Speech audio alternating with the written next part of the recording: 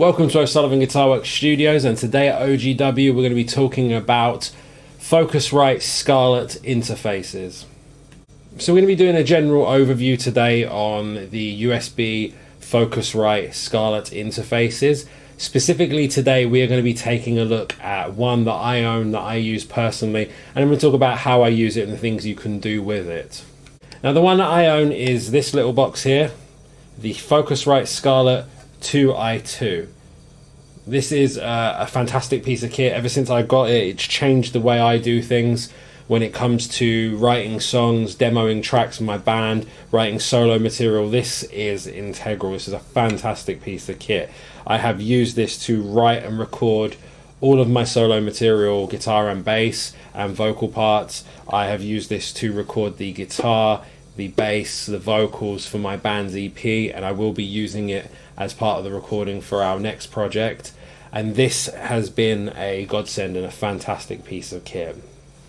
So I first got my Focusrite Scarlett 2i2 about 4 years ago now. It was given to me as a gift. And at first I wasn't wholly sure how I'd use it and what use I'd get out of it until I did a bit of research and realised I could hook up my Line 6 guitar modeler and amp sim through it and basically start tracking some ideas for some solo projects. The interface is so easy to use. The software is extremely easy to use. When selecting the Focusrite as your sound unit, your sound card on your computer, it's all extremely easy to understand, and all the information you need and support is on the Focusrite website. So the Scarlett Solo is the single input. It features one Scarlett microphone preamp. It's 24-bit at 192 kilohertz sample rate. It has a phantom power of 48 volts, has a switchable air function, and the one input is a mic input and an individual line instrument input for a 6.3mm jack. There are two line outputs at 6.3mm jack balanced. The stereo headphone output is also 6.3mm jack. It has a USB-C connection. It's for PC or Mac, and it is USB bus powered. And the Solo is available on the Thomann website for £75. Now the Scarlett 2i2 is the 2-input version. It has a 24-bit 192 kilohertz sample rate, has two Scarlett microphone preamps, phantom power, a switchable air function. Has two mic and XLR combined inputs that are 6.3mm jack and XLR. There's two line outputs which are both 6.3mm jack balanced. Has a stereo headphone output which is 6.3mm jack. USB-C connection for PC and Mac, also USB bus powered. And also available on the Thomann website at £105. Now the Scarlett 4i4 version also features two of the combined XLR 6.3mm jack inputs on the front of the box and two line inputs on the back of the box. It features 24 bits at 192 kilohertz sample rate, two Scarlett microphone preamps, phantom power and switchable air function. Like we mentioned at the beginning, it has the combined XLR and jack 6.3mm inputs, two line inputs on the back just for jack, and four line outputs for balanced jack at the back. Has a stereo headphone output for 6.3mm jack, MIDI input and output, USB-C connection for PC and Mac, and is USB bus powered. And again on the Thomann website will cost you the princely sum of £149. Now the 8i6 Scarlett is quite different from the others we've spoken about. It does still feature the two joint XLR and jack inputs at the front, but it features four line inputs at the back and four line outputs at the back. Now it still features 24-bit 192 kilohertz sample rate, two Scarlett microphone preamps, phantom power and switchable air function. As mentioned, it features the two combined jack 6.3mm and XLR inputs at the front, four 6.3mm jack line inputs at the back, four 6.3mm jack balanced line outputs at the back, and two stereo headphone outputs with their own independent volume control knobs at the front. It also features SPDIF input and output coaxial, MIDI input and output, and is USB-C connection for PC or Mac, but this one requires an external power supply. Again, on the Thomann website, The 8i6 will cost you £177. Now the 18i8 version of the Scarlett features 4 of the combined XLR jack inputs on the front and 4 line inputs on the back. It features 24-bit with 192 kHz sample rate, 4 Scarlett microphone preamps, phantom power, switchable air function, and as we mentioned, the 4 combined inputs at the front, the 4 line inputs at the back, 4 line outputs, which is all 6.3mm balanced jack on the back, 2 stereo headphone outputs with independent volume control knobs, SPDIF input and output coaxial, ADAT input, MIDI input and output, USB-C connection for PC or Mac, and will require an external power supply. And the 18i8 on Thomann website will set you back £325. Now the big boy of this range is the Scarlett 18i20. Now this features 8 inputs of the combined XLR 6.3mm jack variety, and now these are 2 on the front and 6 on the back. It features 24-bit 192 kHz sample rate, 8 Scarlett microphone preamps, phantom power, switchable air function, and a talkback function with integrated microphone. It has a pad switch, and obviously as we mentioned, it has the 8 combined XLR 6.3mm jack inputs. It has 10 line outputs on the back, which are 6.3mm jack balanced. It has 2 stereo headphone outputs with individual volume control knobs on the front. It has 2 SPDIF input and output coaxials. It has 2 ADAT input and outputs. Has a MIDI input and MIDI output, USB-C connection, BNC world clock for PC and Mac, and requires an external power supply. And on the Thomann website, this will set you back £349. It's also worth mentioning that Focusrite offers something called the Studio Bundles. Now these are the Solo or the 2i2, whichever unit you want, but also featuring the bonus of the CM25 Mark III microphone plus the mic stand attachment, and you also get the Scarlett HP60 Mark III headphones and 1 3-meter XLR cable. The prices of these vary. They tend to tack on between £80 and £90 on top of the original price for the unit you're after. Now the competitors to the Scarletts are tricky because there are quite a few. There's Steinberg, there are Behringer, there's Presonus, there are Roland. There is a ton of different things out there, from the solo single interface all the way up to ones that are the equivalent of the 18i20. So I won't go into specific models, but basically anything you've heard of here, there is a competitor to it.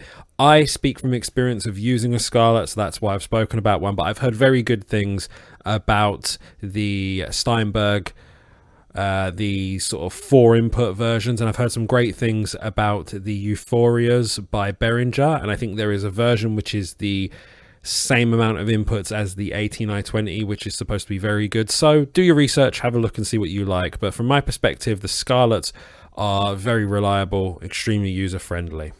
Now, another important piece of information I think definitely needs to be included is that each one of these units that you buy, from the Solo up to the 18i20, no matter the cost, all come with software as well, which makes life so much easier to have the softwares that work well with this already. You know, there's going to be no problems with compatibility.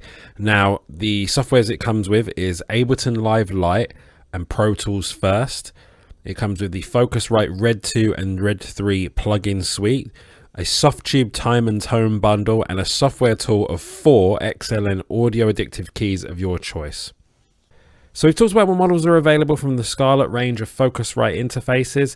We'll head over now for a little wrap up on the 2i2 and how it works for me and what functions I think are interesting and useful. So now you've heard about the different models and the different options available to you. Hopefully that helps you have a look at what you might need to use it for and how you'd sort of utilize all the different features. Now I'm just talking specifically about the 2i2 as it's the only one I have owned, but it is fantastic. As I said earlier in the video, I've come to use this and rely on this a lot. It is so simple because it is USB powered. I just have to take my USB-C cable and this with me, and it's absolutely just so much easier than mixing desk sort of stuff and messing around with effects processors and stuff. And one of the big bonuses, which I mentioned earlier, was that these all come with downloadable software, lots of preamps and lots of really cool sort of stuff you can do. I don't use them as much because I have software that I prefer and programs that I prefer to use for my compression and my gain staging and my effects and all that. So I don't use them as much, but they are fantastic if you're new to using effects and new to mixing your own music and mastering your own music. There can be some really cool sort of one-click user-friendly stuff.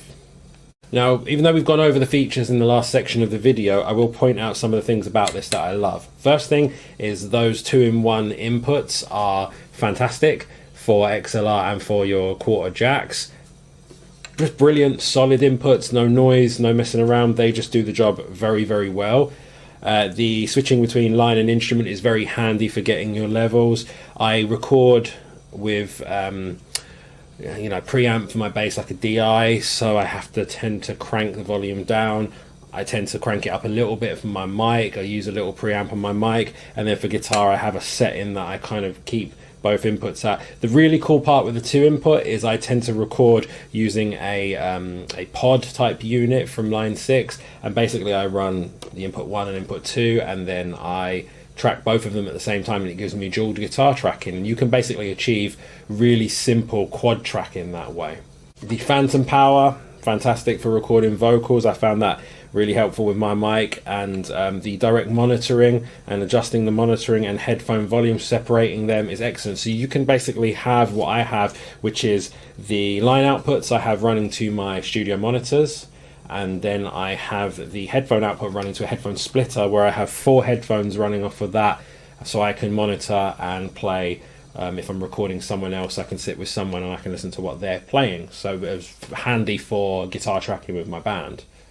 I mean, funnily enough, that's not a lot to speak about. That's some very simple stuff, and that I think is the key with the Focusrite Scarlett. They've made something that could be extremely difficult very, very simple, but also very, very, potent and powerful. You get a fantastic signal. The one thing that I've learned from studying music and learning about production and listening to experts, I spend a lot of time watching videos about production and about mixing and mastering and recording. The one key that I think everyone agrees on is that no matter what you do with your production post-recording, all of your post-production and all of your mixing and all of your leveling, the main thing is to get a good source. To get that source audio to be spot on is the key to getting a great recording.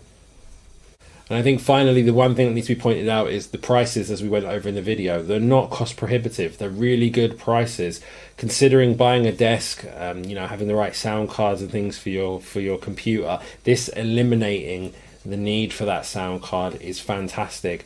And the low level latency in these, it just makes life so much more easy. There are some for the newer generations, because this I think is a 2nd or 1st gen even, this is quite old now. The 3rd gens have got some of the click and play settings. That means you can just plug them in and fly. If you just want to demo some ideas and put down riffs so you can show them to other members of bands, or just record ideas for yourself in the future, these are brilliant. A solo would be even great for that. But if you want that option to record some things and do a little bit more, this is fantastic, the 2i2, and then you've got all those other options going on up the line, and not for the most expensive I've seen. I think there's only a couple of brands that can match them for sort of price, and even then I'm not sure if they're going to match them for quality. So usability is there, price is there, effectiveness and impact of the features and how you play and help you produce more music is there. So there's not much more you could ask for from a piece of kit like this. It's spot on and it does the job perfectly. So that's enough from us today at OGW Studios. If you like what you've seen about the Scarlett interfaces, please go and check them out and see what you can find out there. They're readily available for some great prices. And let us know if you liked the video, and if you did like the video, drop us a like, hit the notifications bell, subscribe, share, leave us a comment, tell us what you thought of the videos, and tell us what you think of the channel. And take it easy and take care.